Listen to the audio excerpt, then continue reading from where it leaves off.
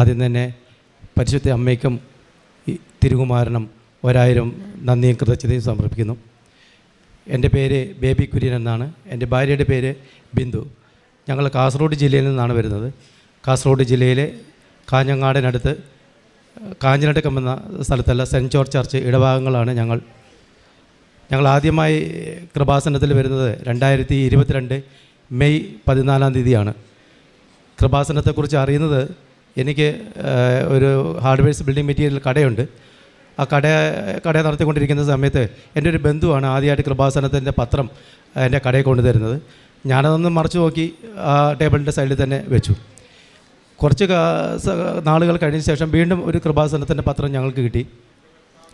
പക്ഷേ ആ സമയങ്ങളിലെല്ലാം ഒരു 2-3 വർഷങ്ങളായിട്ട് ഞങ്ങൾ ഒരുപാട് സാമ്പത്തിക പ്രയാസങ്ങൾ, മാനസിക പ്രശ്നങ്ങൾ എന്ന് വേണ്ട അനുഭവിക്കാൻ ഒരു മനുഷ്യൻ അനുഭവിച്ച് തീർക്കേണ്ട എന്തെല്ലാം പ്രയാസങ്ങളാണോ ആ കാലഘട്ടത്തിലൂടെയാണ് കടന്നു പോകുന്നത്. ചിലപ്പോൾ നിങ്ങൾക്ക് അറിയാൻ പറ്റുമായിരിക്കും, കാസർഗോഡ് ജില്ലയിലെ കാഞ്ഞങ്ങാടിനടുത്ത് പെരിയ എന്ന് പറയുന്ന സ്ഥലത്ത് 2019 നടന്ന ഇരട്ടക്കൊലപാതകം. ആ ഇരട്ടക്കൊലപാതകം കേരളത്തിൽ തന്നെ ഞെട്ടിച്ച ഒരു സംഭവമാണ്. അപ്പോൾ അതുകൊണ്ട് ആ സംഭവം നടന്ന ആ കാലഘട്ടം തൊട്ട് തന്നെ ഞങ്ങൾക്ക് ഒത്തിരി സാമ്പത്തിക പ്രയാസം. ഞാൻ പറഞ്ഞില്ല, എനിക്കൊരു ഹാർഡ്വെയർസ് ബിൽഡിംഗ് മെറ്റീരിയൽ കച്ചവടമാണ്. നല്ല രീതിയിൽ പ്രവർത്തിച്ച് പോകുന്നൊരു കച്ചവട സ്ഥാപനമായിരുന്നു. ടൗണിൻ്റെ തൊട്ട് സെൻറ്ററിൽ തന്നെയുള്ള സ്ഥാപനം. ഈ സംഭവം നടന്നതിന് ശേഷം അവിടെ പോലീസിൻ്റെ പ്രളയം, ബിസിനസ് സ്ഥാപനങ്ങളെല്ലാം അടച്ചുപൂട്ടി, നിരപരാധികളെ ജയിലടക്കാൻ തുടങ്ങി. അങ്ങനെ നടന്നു പോകുന്ന 2-3 മാസം കാലഘട്ടം നടന്നുപോയി. ഇതിനിടയിൽ ഞാൻ ഏത് സമയത്തും കടയിൽ തന്നെ ഉണ്ടാകുന്നത്. നമ്മുടെ ഈ കൊലപാതകമായിട്ടോ അല്ലെങ്കിൽ ഇത്തരം സംഭവങ്ങളായിട്ട് യാതൊരു ബന്ധമില്ലാത്ത ആളാണ്. ഒരു ദിവസം ഞാൻ കടയിലിരിക്കുമ്പോൾ ഒരു പോലീസ് വണ്ടി കടയുടെ തൊട്ട് സമീപം ഓപ്പോസിറ്റ് വന്ന് നിർത്തുകയും അതിൽ SI എന്നെ രൂക്ഷമായിട്ട് നോക്കുന്നത് കണ്ടപ്പോൾ എനിക്ക് തോന്നി മിക്കവാറും എന്നെ പിടിക്കാനുള്ള ഒരു തയ്യാറെടുപ്പാണ്. കാരണം അവിടെയുള്ള ഏകദേശം ആൾക്കാരെ ജയിലിനകത്താക്കിയിട്ടുണ്ട്. അപ്പോൾ അതുകൊണ്ട് എന്ത് വന്നാലും എന്നെ പിടിക്കുമെന്ന് കണ്ടതുകൊണ്ട് ഞാൻ പതുക്കെ എൻ്റെ കൂടെ ഒരു ജോലിക്കാരനെ കൂടിയാണ്. അവനോട് ചോദിച്ചു, എന്നെയാണോ അയാൾ നോക്കുന്നത് പറയുമ്പോൾ അവൻ പറഞ്ഞു, നിങ്ങളെ തന്നെയാണ് നോക്കുന്നത് പറഞ്ഞു.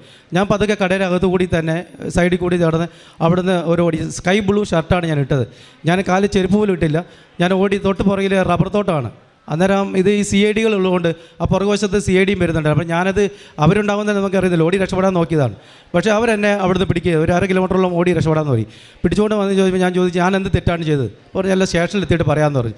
അവിടെ കൊണ്ടുവന്ന് ശേഷം എൻ്റെ പേരിൽ ഒരു 9 കേസ്, ചെയ്യാത്തതും ചെയ്തു എന്തൊക്കെയാണോ എഴുതി ചേർക്കാൻ പറ്റുന്ന ആ രീതിയിൽ കേസുകളെല്ലാം എഴുതി ചേർത്ത് എന്നെ ഒരാഴ്ച ജയിലടക്കുകയായി. നിരപരാധിയായി ഞാൻ ആദ്യമായിട്ട് പോലീസ് സ്റ്റേഷനിൽ, ഞാനൊരു പെറ്റി കേസിലും ഇടപെടാത്ത വ്യക്തിയാണ്. ആദ്യമായിട്ട് പോലീസ് സ്റ്റേഷനിൽ കയറി ജയിലിൽ കടന്നു. അവിടുന്ന് തിരിച്ചു വന്നു. വീണ്ടും ബിസിനസ് സ്ഥാപനം ഒരു നടന്നുകൊണ്ട് പോയി. എൻ്റെ സ്റ്റാഫ് നോക്കുന്നുണ്ടായിരുന്നു എങ്ങനെ നടന്നു. പക്ഷേ അവിടുത്തെ കച്ചവടമെല്ലാം അവസാനിക്കുക ചെയ്ത് ആൾക്കാർ വരാതെയായി. അവിടെ നിന്ന് ഇങ്ങോട്ട് വന്നു. പിന്നെ കോവിഡ് വന്നു, സ്ഥാപനം അടച്ചു, ഒരു നിവൃത്തിയില്ല. എനിക്ക് കുറച്ച് ബാങ്ക് ബാധ്യതയുണ്ടായിരുന്നു. ആ ബാങ്ക് ബാധ്യത അടച്ചു തീർക്കാൻ പറ്റാതായി. ബാങ്ക് ലോണുകൾ, ചിട്ടികൾ, ബിസിനസ്സിൻ്റെ സപ്ലൈസിന് കൊടുക്കാനുള്ള പൈസകൾ അതെല്ലാം പെൻഡിങ് വരികയും സ്ഥാപനം തന്നെ നിലനിൽക്കാൻ പറ്റാത്തൊരവസ്ഥയായി. ഞാൻ അന്നേരം പലിശക്കാരെ അറിയാമല്ലോ, നിങ്ങൾക്ക് സാമ്പത്തിക പ്രതിസന്ധി വരുമ്പോൾ നമ്മൾ ആദ്യം ആശ്രയിക്കുന്ന പലിശക്കാരെയാണ്. അങ്ങനെ പലിശക്കാരെ ആശ്രയിച്ച് അവർ പലിശയ്ക്ക് വാങ്ങിച്ചു. ചിലപ്പോൾ ഇന്ന് ബിസിനസ് ശരിയാവും, നാളെ ശരിയാവുമെന്ന് പറഞ്ഞ് ഓരോ ദിനവും തള്ളി നീക്കി. ബാങ്കിൻ്റെ ലോൺ 2019 തൊട്ട് ഈ കഴിഞ്ഞ 1 മാസം വരെ എനിക്ക് അടച്ചു തീർക്കാൻ പറ്റാതെയായി. അത് ഏകദേശം ഒരു 80 ലക്ഷം രൂപയോളം കടബാധ്യത വന്നു. നിങ്ങൾ അറിഞ്ഞാൽ ഞെട്ടിപ്പോവും. എനിക്ക് ഏകദേശം 1,20,00,000 രൂപയോളം കടബാധ്യതയുണ്ട്. പലിശ കടന്ന് തന്നെ കയറി 20 ലക്ഷം. ആസ്തി ഉണ്ടായിരുന്നു, ആസ്തികളൊന്നും വിൽക്കാൻ പറ്റില്ല. ഞാൻ ഇവളോട് പറഞ്ഞു, നമുക്ക് ഏതായാലും ആസ്തികൾ വിൽക്കാം, ആസ്തികൾ വിറ്റ് ഈ കടബാധ്യത തീർക്കാമെന്ന് പറഞ്ഞ് നോക്കിയപ്പോൾ ഇത് എടുക്കാൻ വരണ്ടേ. ഏകദേശം ഒരു 1.5-2 കൊല്ലം കഴിഞ്ഞ് ജനുവരി തൊട്ട് ഇങ്ങോട്ടുള്ളതാണ് ഞങ്ങൾ ശ്രമിക്കുന്നു. ടൗണിൽ തന്നെയുള്ള കട വിൽക്കാമെന്ന് തീരുമാനിച്ചു. മറ്റെല്ലാം എളുപ്പത്തിൽ വിൽക്കാൻ പറ്റത്തില്ല. അപ്പോൾ ടൗണിൽ അത് വിൽക്കാൻ വേണ്ടി 22 സെൻറ്റ് സ്ഥലം, ഏകദേശം ഒരു 3500 സ്ക്വയർ ഫീറ്റ് കെട്ടിടും. അത് വിൽക്കാം. ഏകദേശം 1.5 കോടി രൂപ ഞങ്ങൾക്ക് ഇത് കിട്ടും. അങ്ങനെ ഞാൻ കടബാധ്യത മുഴുവൻ തീർത്ത് ഞങ്ങൾ സ്വസ്ഥമാകാൻ പറ്റും. അത് പറഞ്ഞ് ഞാൻ അങ്ങനെ ഒരു ബ്രോക്കർമാരായിട്ട് ബന്ധപ്പെട്ട് പലരെയും വിളിക്കാൻ തുടങ്ങി. ഈ 1.25 കൊല്ലത്തിനിടയിൽ ഏകദേശം 50-ലധികം ബ്രോക്കർമാർ വന്നു. അവർ വന്ന് നോക്കി, ഇപ്പോൾ ശരിയാക്കാം. അവർ വരുന്നതിന് മുമ്പ് കമ്മീഷൻ ചോദിക്കും. ആദ്യം അവർക്കുള്ള കമ്മീഷനാണ് ചോദിക്കുന്നത്, പിന്നെ പാർട്ടി വരിക. പിന്നെ ഒരു 10-ലധികം പാർട്ടി വന്നു. അവർ വന്ന് നോക്കിയപ്പോൾ അതിന് ഒന്നില്ലെങ്കിൽ ബിൽഡിങ്ങിൻ്റെ കുറ്റം പറയും, അല്ലെങ്കിൽ പിന്നെ വാടകയില്ലെന്ന് പറയും, അല്ലെങ്കിൽ സ്ഥലത്തിൻ്റെ കുറ്റം പറയും. എല്ലാവരും വന്ന സ്പീഡിലങ്ങ് പോയി. ഇങ്ങനെ നിൽക്കുന്ന ഈ അവസ്ഥയിലാണ് ഞങ്ങൾ ഈ കൃപാസനത്തിൽ വരുന്നത്. കൃപാസനത്തിൽ ആശ്രയിച്ച് ഇവിടെ വന്ന മാതാവിൻ്റെ അടുത്ത് ഞങ്ങൾ കരഞ്ഞിരുന്ന് പ്രാർത്ഥിച്ചു. അങ്ങനെ ഇവിടെ വന്ന് ഉടമ്പടി എടുത്താൽ ഈ പ്രശ്നങ്ങളെല്ലാം പരിഹരിക്കാൻ പറ്റുമെന്ന ധാരണയിലാണ് ഞങ്ങൾ ഇവിടെ കൃപാസനത്തിൽ. അപ്പോൾ കാസർഗോഡ് ജില്ലയിൽ നിന്ന് കൃപാസനത്തിൽ വരാൻ ഞങ്ങൾക്കറിയില്ല. ആലപ്പുഴയിൽ ആദ്യമായിട്ടാണ് വരുന്നത്. അപ്പോൾ ആദ്യമായിട്ട് വരുന്നതുകൊണ്ട് തന്നെ ഇത് എങ്ങനെ ഇവിടെ എത്തിച്ചേരുന്നത് ഞങ്ങൾ കുറച്ച് പേരോട് ചോദിച്ചു, ആരും ഒന്നും പറഞ്ഞില്ല. അപ്പോൾ കൃപാസനത്തിൽ പത്രത്തിനകത്ത് കണ്ട നമ്പർ പ്രകാരം ഞങ്ങൾ വിളിച്ചു നോക്കി. ഏകദേശം ഈ പറയുന്ന ഒരു 100 പ്രാവശ്യം വിളിച്ചിട്ടും ആ കോളുകൾ ആരും അറ്റൻഡ് ചെയ്തില്ല. അങ്ങനെ ഞങ്ങൾ ഏതായാലും പോകാൻ വേണ്ടി തീരുമാനിച്ചു. ട്രെയിൻ ടിക്കറ്റ് എടുക്കണമല്ലോ, ടിക്കറ്റ് ബുക്ക് ചെയ്യാൻ പോയി, ടിക്കറ്റും കിട്ടിയില്ല. അപ്പം തീക്ഷ്ണമായ ആഗ്രഹം എന്ത് വന്നാൽ കൃപാസനത്തിൽ വന്ന് പ്രാർത്ഥിച്ചു കഴിഞ്ഞാൽ എങ്ങനെയെങ്കിലും ഈ സ്ഥലവിൽപ്പനെങ്കിൽ നടന്നു കഴിഞ്ഞാൽ രക്ഷപ്പെടാമല്ലോ. അതിൻ്റെ അടിസ്ഥാനത്തിൽ ഞങ്ങൾ ജനറൽ കമ്പാർട്ട്മെൻറ്റ് കയറി ഇവിടെ ആലപ്പുഴയിൽ ഇറങ്ങി പരിശുദ്ധ അമ്മ അവിടുന്ന് ഞങ്ങൾ ഓട്ടോറിക്ഷയിൽ ഇവിടെ ഈ കൃപാസനത്തിൻ്റെ പുണ്യഭൂമിയിൽ ഞങ്ങൾ എത്തിച്ചു. ഞങ്ങൾ അത്ഭുതപ്പെട്ടു പോവുകയാണ്.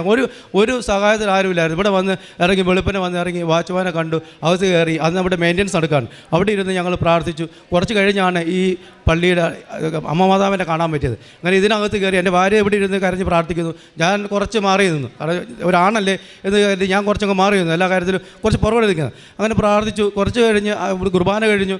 അച്ഛൻ്റെ ടോക്കുകൾ വരാൻ തുടങ്ങി. സത്യം പറഞ്ഞാൽ ഈ മനുഷ്യന് നമ്മൾക്ക് എല്ലാവർക്കും ചില ദൗർബല്യങ്ങൾ ഉണ്ടാവുമല്ലോ. എനിക്ക് 52 വയസ്സ് പ്രായമുണ്ട്. എൻ്റെ ചെറുപ്പം തൊട്ട് അച്ഛൻ്റെ ഒരു ടോക്കിൽ പെട്ടെന്ന് എൻ്റെ പരിശുദ്ധ അമ്മയിലേക്ക് എൻ്റെ ശ്രദ്ധ പോയി. അപ്പോൾ ടോക്കിൽ അച്ഛൻ പറഞ്ഞതെന്ന് പറഞ്ഞാൽ നമ്മൾക്ക് ഈ അന്യാതിഥിപ്പെട്ട് കിട്ടുന്ന മുതലുകളുണ്ടല്ലോ, ചെറിയ എന്തെങ്കിലും ആകട്ടെ, അങ്ങനെയുള്ള കാര്യങ്ങളെല്ലാം നമ്മൾ അതിൽ നിന്നും ശ്രദ്ധ മാറ്റി നമ്മളതൊക്കെ ഒഴിവാക്കി പോകണം. അപ്പോൾ ഞാൻ പെട്ടെന്ന് എൻ്റെ മനസ്സിലേക്ക് പോയി. കാരണം പറഞ്ഞാൽ നമ്മുടെ വീടിന് തൊട്ട് അടുത്ത പറമ്പാണെങ്കിലും അവിടെ ഒരു തേങ്ങ എടുക്കുന്നുണ്ടെങ്കിൽ നമ്മുടെ കണ്ണി കാണാൻ കാലം തട്ടി നമ്മുടെ പറമ്പിലിടും. അപ്പോൾ അത്രയ്ക്ക് ശീലങ്ങളൊക്കെ ഉള്ളതുകൊണ്ട് ഞാൻ ആ ശീലം എൻ്റെ മനസ്സിൽ പെട്ടെന്ന് പതിയും. അങ്ങനെയാണെങ്കിൽ അച്ഛൻ്റെ ടോക്കിലൂടെ ഒരു മാറ്റം വരുത്തണമല്ലോ. ഈ 52 കൊല്ലം ഉള്ള ഈ ചെറിയ മാറ്റം വരുത്തണമല്ലോ. ഞാൻ അവിടെ ഇരുന്ന് ആദ്യത്തെ ഒരു തീരുമാനം എടുത്തു. ഇങ്ങനെയുള്ള ശീലങ്ങൾ ആദ്യം തന്നെ നമുക്ക് മാറ്റാം. അങ്ങനെ മാറ്റുമ്പോൾ തന്നെ ജീവിതത്തിൽ ഒരുപാട് മാറ്റങ്ങൾ ഉണ്ടാകുമെന്ന് ഞാൻ കരുതി. ആദ്യം തന്നെ അങ്ങനെ ഞാൻ ഉടമ്പടി എടുക്കുന്നതിന് മുമ്പ് തന്നെ ഒരു തീരുമാനം അങ്ങനെ എടുക്കുകയും ചെയ്തു. അപ്പോൾ ഉടമ്പടി എടുക്കാൻ വേണ്ടി ഞാൻ ഇവളും കൂടി ഇവിടെ വന്നെങ്കിലും ആരെടുക്കണമെന്നുള്ള തീരുമാനത്തിൽ കൺഫ്യൂഷൻ ഉണ്ടായിരുന്നു. അപ്പോൾ ഉടമ്പടി എടുക്കാൻ വേണ്ടി ഞാൻ എടുത്താൽ അത് അത്ര പൂർത്തീകരിക്കാൻ പറ്റുമെന്ന് എനിക്ക് തോന്നിയില്ല. കാരണം ഞാനൊരു കച്ചവടക്കാരനാണ്, നുണയെ പറയാൻ പറ്റത്തുള്ളൂ. ഈ ഇവിടെ നമ്മുടെ തൃശ്ശൂരൊക്കെ ഉണ്ടാകുന്ന സാധനം ഞാൻ ഡൽഹിയിൽ ഉണ്ടാക്കിയ സാധനമാണെന്ന് പറഞ്ഞ് വിൽക്കുന്ന ഒരാളാണ്. അപ്പോൾ അതുകൊണ്ട് ഒരു കച്ചവടക്കാരനെ നീതി പുലർത്താൻ കഴിയാത്തതുകൊണ്ട് ഞാൻ ഭാര്യയോട് പറഞ്ഞു, നീ ഉടമ്പടി എടുക്ക്. അപ്പോൾ അവൾക്ക് മാതാവിനോട് നല്ല വിശ്വാസവും ഈ ഉടമ്പടി പൂർത്തീകരിച്ച് കൊണ്ടുപോകാൻ പറ്റും, പ്രാർത്ഥനയും കാര്യങ്ങൾ ചെയ്യാൻ പറ്റും. ഞാൻ കടയിലായതുകൊണ്ട് എനിക്ക് അച്ഛൻ്റെ ടോക്കുകൾ ധ്യാനത്തിൽ നടക്കുന്ന മൊബൈലിൽ വരുന്ന യൂട്യൂബിലെല്ലാം കാണാൻ പറ്റത്തില്ല. അപ്പോൾ ഇവളോട് ഞാൻ പറഞ്ഞു, നീ ഉടമ്പടി എടുക്ക്. ഞാൻ സൂത്രത്തിൽ സത്യം പറഞ്ഞാൽ ഒഴിഞ്ഞു മാറിയതാണ്. കാരണം ഉടമ്പടിയിലെ നിബന്ധനകളും കാര്യങ്ങളൊക്കെ അച്ഛൻ ഇവിടുന്ന് പറഞ്ഞപ്പോഴേ എനിക്ക് മനസ്സിലായി ഇത് എന്നെക്കൊണ്ട് സാധിക്കത്തില്ല. സാധിക്കാത്ത കാര്യം ദൈവത്തിന് മുമ്പിൽ വെറുതെ ഏറ്റെടുത്ത് ഇപ്പോൾ ഉള്ള കടബാധ്യതയുടെ മുകളിൽ ഇനിയും വലിയ ബാധ്യത ഏറ്റെടുക്കണ്ടെന്ന് പറഞ്ഞ് ഞാൻ സ്വയം തന്ത്രത്തിൽ ഒഴിവായിട്ട് ഇവളോട് പറഞ്ഞു, നീ ഉടമ്പടി എടുക്കാൻ പറഞ്ഞു. അങ്ങനെ ഇവൾ ഉടമ്പടി എടുത്ത് ഞാനിവിടെ ടോക്കുകളും ബാക്കി കാര്യങ്ങളും കേട്ടുകൊണ്ട് തന്നെ ഇരുന്നു. ഉടമ്പടി വന്നു. അപ്പം സത്യത്തിൽ പറഞ്ഞാൽ ഞങ്ങൾ ആദ്യമായിട്ട് വരുന്നതുകൊണ്ട് ഇവിടുത്തെ കാര്യങ്ങളൊന്നും അറിയാത്തത് കൊണ്ട് തന്നെ ഞാൻ കുറച്ച് നേരം അവിടെ മാറിയിരുന്നപ്പോൾ തന്നെ ഈ ഉടമ്പടി എടുത്തവർ പരിശുദ്ധ അമ്മേനെയും കൊണ്ട് വരുന്നുണ്ടല്ലോ. അപ്പം എനിക്കിത് അറിയില്ലായിരുന്നു. അപ്പം മണി അടിക്കുന്നു പെട്ടെന്ന് എനിക്ക് പെട്ടെന്ന് എന്തോ ഒരു വിളിവിളി കിട്ടിയ പോലെ ഞാൻ ചാടി എഴുന്നേറ്റ് ആ രൂപം കൊണ്ട് വരുമ്പോൾ തന്നെ പെട്ടെന്ന് പോയി അമ്മയെ തൊട്ട് വണങ്ങി. അപ്പോൾ ഞാൻ വിചാരിച്ചു ഏതോ പള്ളിയിൽ നിന്ന് പ്രദക്ഷിണമായിട്ട് വരുന്നതായിരിക്കും, ഇത് ഉടമ്പടി എനിക്കറിയത്തില്ല. അപ്പോൾ അങ്ങനെ ആയിരിക്കും കരുതി 3 പ്രാവശ്യം ഞാൻ അവിടെ നിന്ന് ഇവിടം വരെ വരും, ഇതിനകത്തോട് കയറാൻ പറ്റിയല്ല. അങ്ങനെ തിരിച്ചു പോകും. പിന്നെ ഇവിടെ തിരിച്ചു വന്ന് ഉടമ്പടി എടുക്കാൻ വേണ്ടി അവിടെയായിരുന്നു അന്നേരം ഉണ്ടായിരുന്നത്, നമ്മുടെ ആദ്യത്തെ ഭാഗത്ത്. അവിടെ നിന്നാണ് എനിക്ക് മനസ്സിലായത് ഇത് ഉടമ്പടി എടുത്ത് വരുന്നവരാണ് ഈ കൂടെ വന്ന് ഇവിടെ പത്രിക ഇടാൻ വേണ്ടി അമ്മമാതാവിൻ്റെ അടുത്ത് വരുന്നതാണ് ഞാൻ അറിയുന്നത് തന്നെ. ഞങ്ങൾ ഉടമ്പടി എടുത്ത് ഇവിടുന്ന് സന്തോഷത്തോടെ തിരിച്ചു പോയി. ഉടമ്പടിയിലെ കാര്യങ്ങൾ പൂർത്തീകരിക്കാൻ വേണ്ടി ഞാൻ എൻ്റെ ഭാര്യയുടെ കൂടെ, ഞാൻ എടുത്തില്ലെങ്കിൽ എല്ലാ കാര്യത്തിലും പ്രാർത്ഥനയുടെ കാര്യത്തിലും പ്രത്യക്ഷ പ്രാർത്ഥന, പ്രഭാത പ്രാർത്ഥന, അതുപോലെ പത്രം കൊണ്ട് കൊടുക്കുന്ന കാര്യങ്ങളിൽ എല്ലാം അവളോട് കൂടെ തന്നെ സഹകരിച്ചു പോകും. പക്ഷേ ഞാൻ പറഞ്ഞില്ല, എൻ്റെ ഒരു കച്ചവടക്കാരൻ എന്ന നിലയിൽ നീതി പുലർത്താൻ പറ്റാത്തതുകൊണ്ട് ഉടമ്പടി എടുക്കാതെ ഞാൻ മാറിയിരുന്നു. പക്ഷേ ഞങ്ങളുടെ ഉടമ്പടി പറഞ്ഞ കാര്യങ്ങൾ ഇവൾ 6 എണ്ണം എഴുതിയെങ്കിലും 2-3 എണ്ണം ഇവൾക്ക് കിട്ടി. പക്ഷേ മർമ്മപ്രധാനമായിട്ട് ഞങ്ങൾ ഈ ബിൽഡിംഗ് വിൽക്കുക അല്ലെങ്കിൽ ഈ ബാധ്യത തീർക്കുക എന്നുള്ള കാര്യം നടക്കുന്നില്ല. അപ്പം കൺമുമ്പിൽ അത്ഭുതം നടക്കാത്തതുകൊണ്ട് എനിക്ക് സത്യം പറഞ്ഞാൽ വിശ്വാസം വരുന്നില്ല. പകുതി വിശ്വസിക്കും, പകുതി വിശ്വസിക്കില്ല. അങ്ങനെ ഇവളോട് ചോദിക്കും, നീ എന്നും പ്രാർത്ഥിക്കുന്നുണ്ട്, ഇതുപോലെ എല്ലാം ടോക്കൺ കേൾക്കുന്നുണ്ട്, എല്ലാം ചെയ്യുന്നുണ്ട്, നമുക്ക് ഇത്രയും പ്രശ്നങ്ങളുണ്ട്, എന്നിട്ട് ഇതുവരെ ഈ സ്ഥലം വെക്കാൻ പറ്റുന്നില്ല. ഞാനുള്ള ബ്രോക്കർമാരെ മുഴുവൻ വിളിച്ചു, എല്ലാവരോടും സംസാരിച്ചു, എല്ലാവരും വരുന്നു വന്ന് അങ്ങ് പോകുന്നു, നടക്കുന്നില്ല, എന്ത് ചെയ്യാൻ പറ്റും, മാതാവിനോട് ഇനി ഏത് രീതിയിൽ നമ്മൾ പ്രവർത്തിക്കാം. ഇവൾ അധികം സംസാരിക്കത്തില്ല. എൻ്റെ ഈ നിരാശയും പ്രശ്നം കാരണങ്ങൾ എന്ത് മറുപടി പറയാൻ അവൾക്ക് തന്നെ അറിയില്ല. അതുകൊണ്ട് കൂടുതൽ ഒന്നും പറയാതെ ഇവൾ പ്രാർത്ഥന നിരതമായിട്ട് വീട്ടിൽ പോകും, ഞാൻ കടയിൽ പോകും. എൻ്റെ പഴയ ശീലം നമ്മൾക്കറിയാമല്ലോ, ഈ നുണ പറയുക എന്നുള്ളൊരു ശീലങ്ങളുണ്ടല്ലോ, കച്ചവടക്കാരനെ സംബന്ധിച്ച് നുണ പറയേണ്ടി വരും. എൻ്റെ ശീലം അങ്ങനെ തുടർന്നുകൊണ്ട് പോയി. ഒരു അവസരത്തിൽ എനിക്ക് തോന്നി ഇത് ഒരു കുടുംബത്തിൻ്റെ നാഥൻ എന്ന നിലയിൽ ഞാൻ ഉടമ്പടി എടുക്കാത്തത് കൊണ്ടായിരിക്കാം ചിലപ്പോൾ അമ്മ മാതാവ് എന്നെ പരീക്ഷിക്കുന്നത്. അപ്പോൾ അന്ന് ഇവൾ ഉടമ്പടി എടുത്ത് വന്നതിന് ശേഷം ഈ ബാധ്യത ഈ പലിശക്കാരെല്ലാവരും ഉണ്ടായിരുന്നല്ലോ, ഇവരെല്ലാവരും കൂടി എന്നെ അങ്ങ് അറ്റാക്ക് ചെയ്തു. എൻ്റെ കാലും കൈയും കെട്ടി എനിക്ക് ഒന്നും ചെയ്യാൻ പറ്റത്തില്ല. ബാങ്ക് പ്രശ്നം, വണ്ടിയുടെ ലോൺ, സപ്ലൈസ്, പലിശക്കാർ, ഇവരെല്ലാവരും കൂടി ഇപ്പോൾ തരണം കാശെന്ന് പറഞ്ഞാൽ ഞാൻ എവിടെ നിന്ന് എടുത്ത് കൊടുക്കാൻ? ഒന്നിലും ആത്മഹത്യ ചെയ്യണം, അല്ലെങ്കിൽ നാട് വിടണം. അങ്ങനെ ഇരിക്കുക ഞാൻ ഇവളോട് പറഞ്ഞു, ഒന്നിലും ഞാൻ കൃപാസനത്തോട്ട് ഞാൻ പോവാം പ്രാർത്ഥിക്കാൻ, എന്തെങ്കിലും തീരുമാനമായിട്ട് അച്ഛനെ പോയി കാണാൻ പറ്റുമോ എനിക്കറിയത്തില്ല, ഞാൻ നോക്കട്ടെ, അല്ലെങ്കിൽ ഞാൻ ആത്മഹത്യ ചെയ്യും. അങ്ങനെ പറഞ്ഞുകൊണ്ടിരിക്കും. പിറ്റേ ദിവസം രാവിലെ അച്ഛൻ്റെ ഒരു ടോക്ക്, എല്ലാ ദിവസവും ടോക്ക് ശ്രദ്ധിക്കുന്നതുകൊണ്ട് ഒരു ടോക്ക് വന്നു, അച്ഛൻ്റെ ഒരു ടോക്ക് വന്നു, പിന്നെ നീ ആത്മഹത്യ ചെയ്യരുത്. ആ ടോക്ക് ഇപ്പോൾ എനിക്ക് അയച്ചു തന്നു. ഞാനത് നോക്കിയപ്പോൾ അത് എന്നെക്കുറിച്ച് തന്നെ പറയുന്നതാണ്. അപ്പോൾ എനിക്ക് തോന്നി ഇനി ആത്മഹത്യ ചിന്തിക്കണ്ട, നേരെ കൃപാസനത്തിൽ പോകും. അപ്പോൾ ഇവർക്ക് 3 മാസമായിട്ട് ഓട്ടോമാറ്റിക് പുതുക്കാനായി. അപ്പോൾ ഞാൻ പറഞ്ഞെന്നാൽ ഞാനൊരു കാര്യം ചെയ്യാം, ഞാൻ ഉടമ്പടി എടുക്കാം, ഇനി എന്ത് വന്നാലും. പിന്നെ മദ്യപാനം അങ്ങനത്തെ ശീലങ്ങളൊന്നും ഇല്ലാത്തതുകൊണ്ട് പേടിക്കാനൊന്നുമില്ല. ഈ നുണ പറയുക, പിന്നെ പള്ളിയിൽ പോവുക, അങ്ങനത്തെ കാര്യങ്ങളൊക്കെ ഉണ്ടല്ലോ. അപ്പോൾ അത് പിന്നെ കുമ്പസാരിക്കുക, അങ്ങനെ അതിനകത്തുള്ള കുറച്ച് കാര്യങ്ങൾ നീതി വളർത്താൻ പറ്റാത്ത പ്രശ്നങ്ങളേ ഉണ്ടായിരുന്നത്. അപ്പോൾ ഞാൻ പറഞ്ഞു, ഞാൻ കുടുംബനാഥൻ നിലയിൽ ഞാൻ ഉടമ്പടി എടുക്കാം.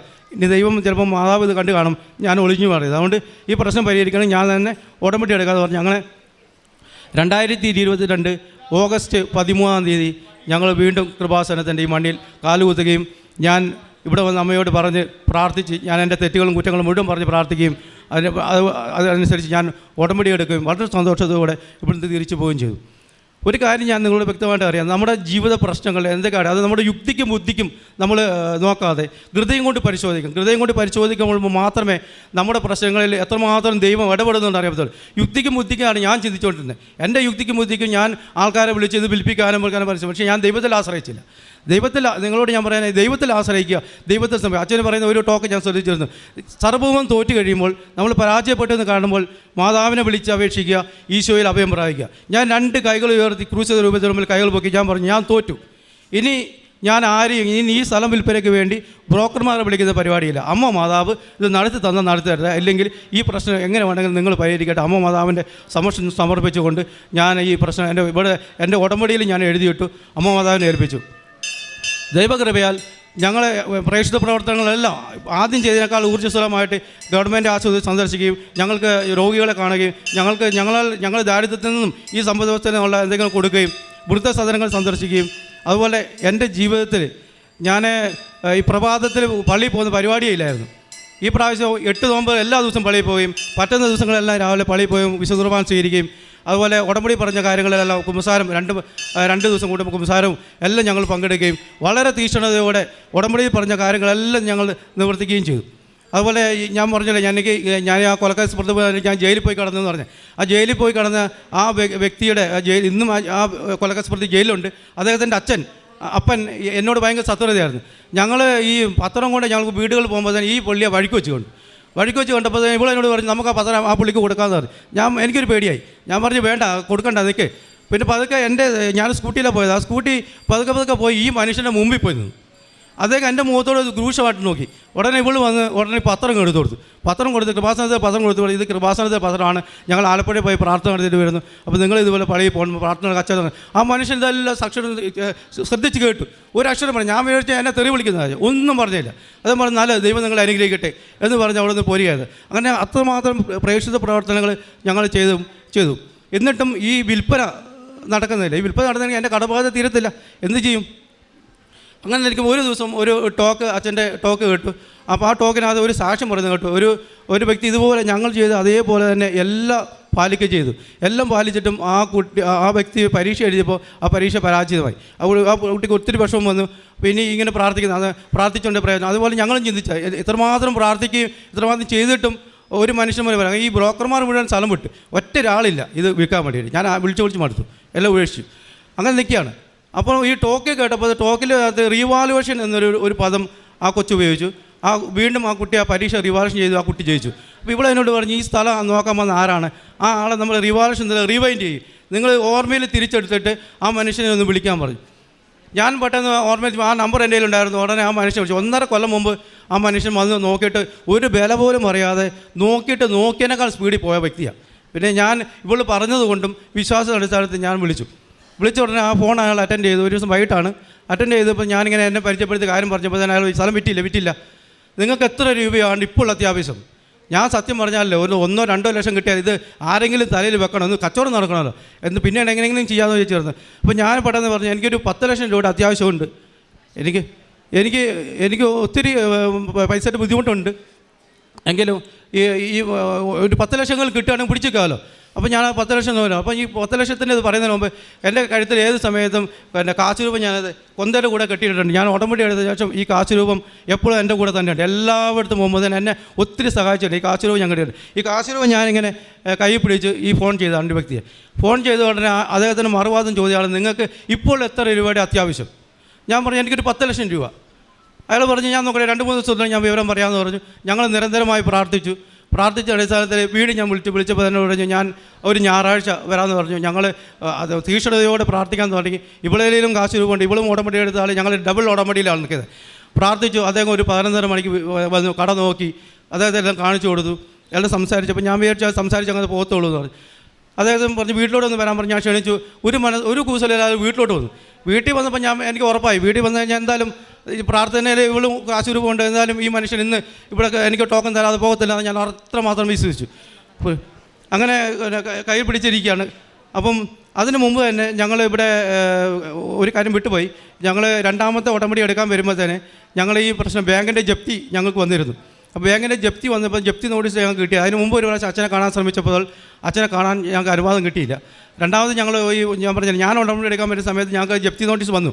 അപ്പോൾ ഒന്നിലും ജപ്തിയാവും 6 അപ്പോൾ അതെല്ലാം കൊണ്ടുവന്ന് പിന്നെ അവിടുന്ന് ടോക്കൺ കിട്ടി അച്ഛനെ കാണാൻ വേണ്ടി ഇവിടെ വന്നിട്ടുണ്ട്. അച്ഛനെ കണ്ട് സംസാരിച്ചു. അങ്ങനെ ജോസഫ് അച്ഛൻ ബഹുമാനപ്പെട്ട അച്ഛൻ പ്രാർത്ഥിച്ച് ഇവിടെ അമ്മമാതാവിൻ്റെ അടുത്ത് പ്രാർത്ഥിച്ച് ഞങ്ങൾക്ക് 3 കാശ് രൂപം തന്നായിരുന്നു. അപ്പോൾ ആ കാശ് രൂപത്തെ 3 ഈ സ്ഥലങ്ങളിൽ നിക്ഷേപിക്കാൻ പറഞ്ഞു. ഈ 3 സ്ഥലങ്ങളിലും ഞങ്ങൾ ഈ കാശ് രൂപം നിക്ഷേപിച്ചു. ഇവിടുന്ന് കൊണ്ട് തൈലം ആ കെട്ടിടത്തിലെല്ലാം തേച്ചായിരുന്നു, ഉപ്പ് വിതറിയായിരുന്നു. ഇത് വിതറിയിട്ടും ഏകദേശം 1 മാസത്തോളം ഇങ്ങനെ നടന്നുകൊണ്ട് വരികയാണ്. ഞങ്ങൾ പ്രാർത്ഥനയിൽ നിരതനായിരിക്കുകയാണ്.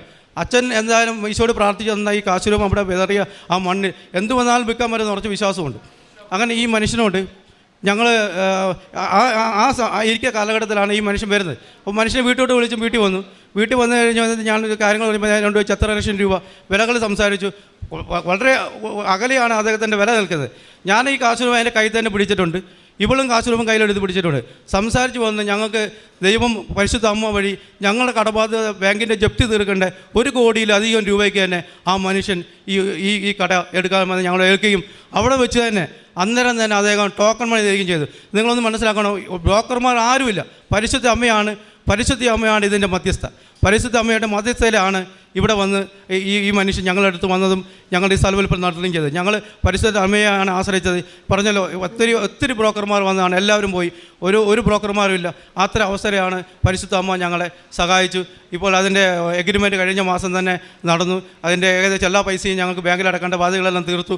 ഇനി രജിസ്ട്രേഷനിൽ നിന്നാണ് പരിശുദ്ധ അമ്മ തന്ന ഏറ്റവും ആദ്യത്തെ ഞങ്ങളെ അനുഗ്രഹമാണ് ഞങ്ങളിപ്പോൾ സാക്ഷ്യമായിട്ട് പറഞ്ഞത്. അതുപോലെ 2-3 സാക്ഷ്യങ്ങളോട് ഞങ്ങൾക്കുണ്ട്. അത് ഞാൻ ചുരുക്കി പറയാം. ഇപ്പോൾ ഇത്ര പറഞ്ഞു കൊണ്ട് തന്നെ ഇവിടെ എടുത്ത് വന്ന ഉടമ്പടിയിൽ ഇവിടെ അനുജത്തി സൗദി അറേബ്യയിലാണ് ജോലി ചെയ്യുന്നത്. പെട്ടെന്ന് പോയതേ ഉള്ളൂ. അവിടെ എത്തിക്കുമ്പോൾ സൗദി അറേബ്യയുടെ പ്രോമട്രിക് എക്സാം ഉണ്ട്. ആ എക്സാം എഴുതിയെങ്കിൽ മാത്രമേ അവിടെ നിലനിൽക്കാൻ പറ്റൂ. അപ്പോൾ ഇവിടുന്ന് ഉടമ്പടി എടുത്ത് പോയതിന് ശേഷം അവളുടെ എക്സാം വന്നു. അവൾ വിളിച്ചു പറഞ്ഞു ഇങ്ങനെ എക്സാം ഉണ്ട്, ഒന്ന് പ്രാർത്ഥിക്കണമെന്ന് പറഞ്ഞു. അപ്പോൾ ഇവിടെ കൃപാസനത്തിലെ പ്രത്യക്ഷീകരണ പ്രാർത്ഥന അയച്ചു കൊടുക്കുകയും ഇവിടുത്തെ കാര്യങ്ങളൊക്കെ പറയുകയൊക്കെ ചെയ്തിട്ടുണ്ട്. അപ്പം അവൾ എക്സാം എഴുതാൻ പോയി. എക്സാം എഴുതി 2 മണിക്കൂറിൻ്റെ എക്സാമാണ്. 1/2 മണിക്കൂർ എഴുതിയുള്ളൂ. അവർക്കൊന്നും മനസ്സിലായില്ല. ആ എക്സാം അവൾ വിളിച്ചു പറഞ്ഞു ഞാനത് പരാജയപ്പെട്ടപ്പോൾ തിരിച്ചു വരേണ്ടി വരും എന്ന് പറഞ്ഞാൽ ആദ്യം വിളിച്ച് പറഞ്ഞപ്പോൾ ഇവൾ പറഞ്ഞു നീ പേടിക്കേണ്ട, നീ പ്രാർത്ഥിക്കുക, നീ നാളെ തിരിച്ചു വരുമ്പോൾ തന്നെ കൃപാസനത്തിൽ വന്ന് സാക്ഷ്യം പറയണം, ഞങ്ങൾ ഇവിടുന്ന് പ്രാർത്ഥിക്കാം എന്ന് പറഞ്ഞൊരു പ്രതീക്ഷണ പ്രാർത്ഥന അയച്ചു കൊടുത്തു. അവളുടെ റിസൾട്ട് വന്നു. അവിടുന്ന് 12 കുട്ടികൾ ആ പരീക്ഷ എഴുതാൻ വേണ്ടി പോയിരുന്നു. 12 പേരിൽ 11 പേരും പരാജയപ്പെട്ടു. ഈ 1/2 മണിക്കൂർ കൊണ്ട് എഴുതിയ ഇവൾ ജയിക്കുകയും ചെയ്തു.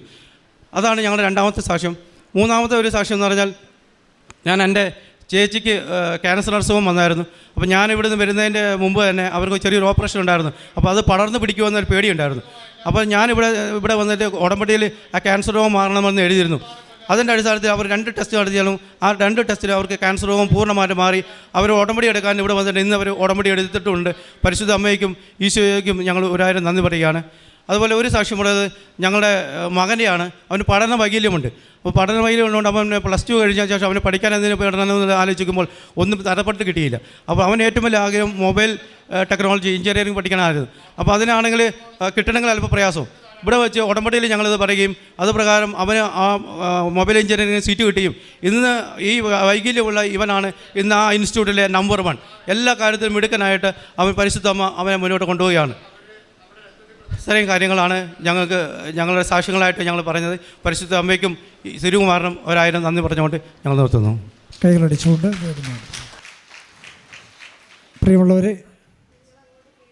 പ്രിയമുള്ളവരെ നമ്മൾ ബേബി കുര്യൻ്റെ സാക്ഷ്യം കേൾക്കുകയായിരുന്നു. അദ്ദേഹം പറഞ്ഞ അനുസരിച്ച് മാതാവിൻ്റെ വലിയ ഇടപെടൽ ഇവരുടെ ജീവിതത്തിൽ അനുഭവിക്കാൻ സാധിച്ച ഒത്തിരി കാര്യങ്ങൾ പറയുകയായിരുന്നു. ബഹുമാനപ്പെട്ട ജോസഫ് അച്ഛൻ്റെ വചന ശുശ്രൂഷയിലൂടെ അദ്ദേഹം ആത്മഹത്യ ചെയ്യണമെന്ന് ചിന്തിച്ചിരുന്ന സമയത്ത് ഇവിടുന്ന് അച്ഛൻ്റെ വചനം പറയുകയാണ്, നീ ആത്മഹത്യ ചെയ്യരുതെന്ന്.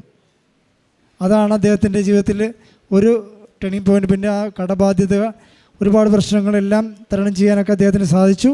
പിന്നെ മകൻ്റെ പരീക്ഷയിൽ സീറ്റ് കിട്ടിയതും അതുപോലെ തന്നെ പരീക്ഷയിൽ അരമണിക്കൂർ കൊണ്ട് എഴുതിയ പരീക്ഷയിൽ ആ പരീക്ഷയിൽ 2 മണിക്കൂർ അറ്റൻഡ് ചെയ്തവർക്ക് കിട്ടിയിട്ടില്ല. അതിൽ ഒരേ ഒരാളാണ് വിജയിച്ചത്. അപ്പോൾ അങ്ങനെ ഒരുപാട് അനുഗ്രഹങ്ങളാണ് കിട്ടിയത്. ജോസഫ് അച്ഛൻ എപ്പോഴും പറയാറുണ്ട്, ഉടമ്പടി എന്ന് പറഞ്ഞാൽ വെറും ഒരു പ്രാർത്ഥന മാത്രമല്ല, അതൊരു മനുഷ്യൻ്റെ എല്ലാ പ്രശ്നങ്ങൾക്കും പരിഹാരമാണെന്ന് പറയാറുണ്ട്. അപ്പോൾ എല്ലാ തരങ്ങളെയും തൊടുന്ന ഒരു പ്രാർത്ഥനയാണ് ഉടമ്പടി പ്രാർത്ഥന. പ്രേക്ഷിത പ്രവർത്തനം അദ്ദേഹത്തിൻ്റെ പ്രാർത്ഥനാ ജീവിതത്തിൽ ഒരുപാട് മാറ്റങ്ങളുണ്ടായി. പിന്നെ അദ്ദേഹം പറഞ്ഞ ഒരു കാര്യമുണ്ട്, 2 പേരും ഉടമ്പടി എടുത്തുന്ന ഒരു വീട്ടിൽ നിന്ന് ഒരു ഉടമ്പടി എടുക്കാനാണ് അനുവാദമുള്ളത്. പക്ഷേ അദ്ദേഹത്തിൻ്റെ സാഹചര്യം കൊണ്ടും അദ്ദേഹം ഇവിടെ വന്ന് യോനായെ പോലെ ഒളിച്ചോടിയ ഒരവസ്ഥ ഉണ്ടായതുകൊണ്ടുമാണ് അദ്ദേഹം വന്ന് 2ാമത് ഉടമ്പടി എടുത്തത്. സത്യം പറഞ്ഞാൽ ഒരേ ഒരു ഉടമ്പടിയാണ് ഒരു വീടിന് അനുവദിച്ചിട്ടുള്ളത്. അത് തന്നെ ചെയ്താൽ മതി. വലിയ അനുഗ്രഹങ്ങളാണ് നമുക്ക് കിട്ടാൻ പോകുന്നത്. അതുകൊണ്ട് സന്തോഷത്തോടെ പ്രാർത്ഥിക്കുക. 2 കരങ്ങളും ഉയർത്തി ദൈവം ചെയ്ത എല്ലാ അനുഗ്രഹങ്ങൾക്കും പരിശുദ്ധ അമ്മയിലൂടെ കൃപാസന മാതാവിലൂടെ ലഭിച്ച എല്ലാ അനുഗ്രഹങ്ങൾക്കും നന്ദി പറഞ്ഞ് സ്തുതിക്കട്ടെ. Hallelujah, hallelujah. യേശുവേ നന്ദി, യേശുവേ സ്തുതി. Hallelujah, hallelujah.